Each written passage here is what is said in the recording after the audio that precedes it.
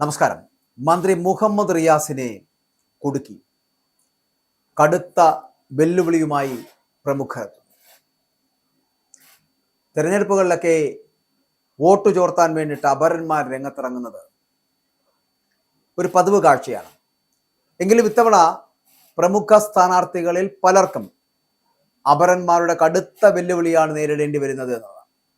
മന്ത്രി Muhammad Riyas, PV Anwar, G Sudhakaran തുടങ്ങിയ പ്രമുഖരെല്ലാം ഇത്തവണ അപരഭീഷണി നേരിടുന്നുണ്ട്. മന്ത്രി മുഹമ്മദ് റിയാസിനെതിരെ 2 അപരന്മാരാണ് പത്രിക സമർപ്പിച്ചിരിക്കുന്നത്. UDF സ്ഥാനാർത്ഥിയായിട്ടുള്ള PV അൻവറിനെതിരെ 4 അപരന്മാരുണ്ട്. അൻവറിന്റെ പേരിനോട് സാമ്യമുള്ളവർ പത്രിക നൽകിയതോടെ കടുത്ത മത്സരം നടക്കുന്ന മണ്ഡലത്തിൽ അത് വലിയ വെല്ലുവിളിയാകുമെന്നുള്ള കാര്യത്തിൽ സംശയമില്ല കേട്ടോ. കഴിഞ്ഞ തെരഞ്ഞെടുപ്പിലും റിയാസിനെതിരെ അപരന്മാർ രംഗത്തെത്തിയിരുന്നു. 3 അപരന്മാരുണ്ടായിട്ടും റിയാസ് 28,747 വോട്ടിനാണ് അന്ന് വിജയിച്ചത്. സംസ്ഥാനത്ത് തന്നെ ഏറ്റവും ശ്രദ്ധേയമായിട്ടുള്ള മത്സരം നടക്കുന്ന മഞ്ചേശ്വരം മണ്ഡലത്തിലും സ്ഥാനാർത്ഥിയുടെ പേരിനെ ചുറ്റിപ്പറ്റിയുള്ള വിവാദം കൊടുമ്പിരിക്കൊള്ളുകയാണ്. മണ്ഡലത്തിൽ SDPI പ്രഖ്യാപിച്ച സ്ഥാനാർത്ഥിയുടെ പേരിലാണ് വിവാദം. UDF സ്ഥാനാർത്ഥി AKM അഷ്റഫിന്റെ പേരിന് സാമ്യമുള്ള അഷ്റഫ് KMനാണ് SDPI ഇപ്പോൾ കളത്തിറക്കിയിരിക്കുന്നത്. മണ്ഡലത്തിൽ BJP സ്ഥാനാർത്ഥിയായിട്ടുള്ള K സുരേന്ദ്രന് 1 അപരനാണ് ഉള്ളത് തന്നെ.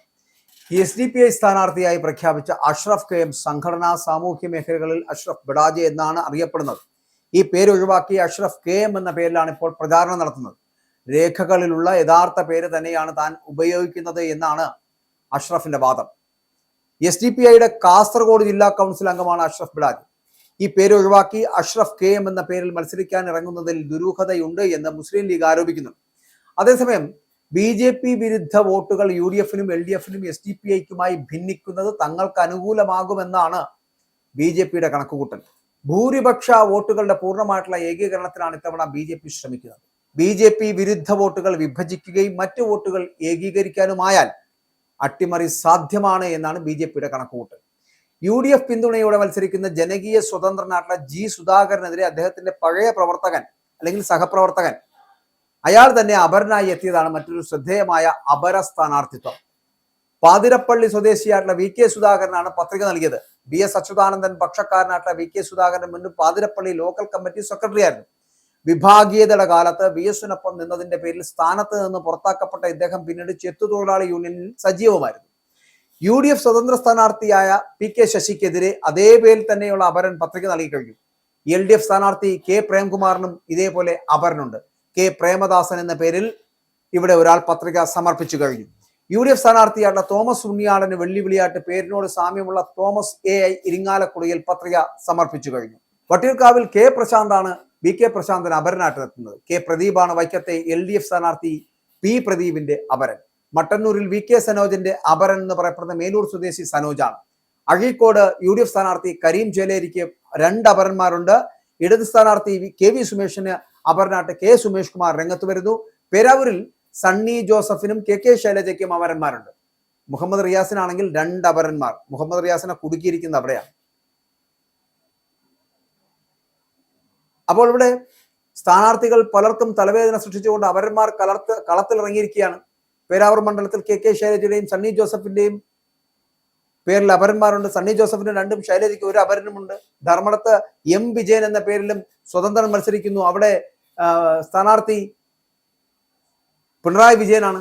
അപ്പോൾ വടകരയിലെ UDF സ്ഥാനാർത്ഥിക്ക് 2 അപരന്മാരുണ്ട്. ഒറ്റപ്പാലത്ത് UDF സ്വതന്ത്രൻ PK Sasi, കൊയിലാണ്ടിയിൽ Praveen Kumar, Parakkal Abdulla, Fathima തക്ലിയ, Najeeb Kanthapuram, PK Nawaz എന്നിങ്ങനെ നിരവധി പ്രമുഖരുടെ കാര്യങ്ങളിലും ഇതേ അപരശല്യം അവരെ വലയ്ക്കുകയാണ് എന്നുള്ളതാണ്. കൂടാതെ പേരാമ്പ്രയിൽ TP രാമകൃഷ്ണന്റെ പേരിലും പൊന്നാനിയിൽ MK സക്കീറിന്റെ പേരിലും അപരന്മാർ പത്രിക സമർപ്പിച്ചു കഴിഞ്ഞു. സ്ഥാനാർത്ഥികളുടെ പേരിനോടുള്ള സാമ്യം വോട്ടർമാരിൽ ആശയക്കുഴപ്പമുണ്ടാക്കാൻ ബോധപൂർവം ഉപയോഗിക്കുന്ന തന്ത്രമാണ് ഈ അപരന്മാർ.